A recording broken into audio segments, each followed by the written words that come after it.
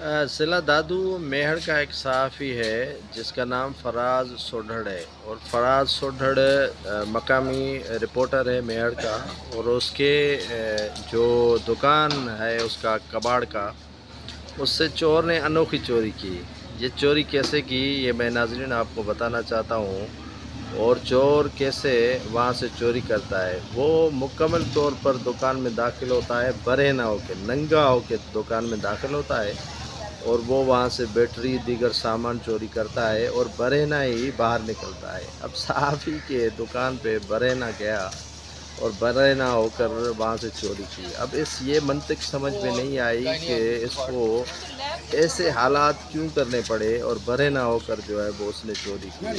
کپڑے بھی پہن سکتا تھا، ماسک بھی لگا سکتا تھا، لیکن اس نے برہنہ ہو کر چوری اسی لیے کی کہ شاید صحافی ہے، برہنہ لوگوں کو کرتا ہے، تو میں کیوں نہ اس کے دکان میں برہنہ ہو کر جاؤں۔ تو بہرحال پولیس نے CCTV فوٹیجز کے ذریعے اس کو تو دھر لیا ہے، لیکن اب پولیس کا کام ہے کہ اس سے پوچھے کہ وہ چور ایسے برہنہ ہو کر کیوں دکان میں داخل ہوا، اور چوری برہنہ ہو کر کیوں کی۔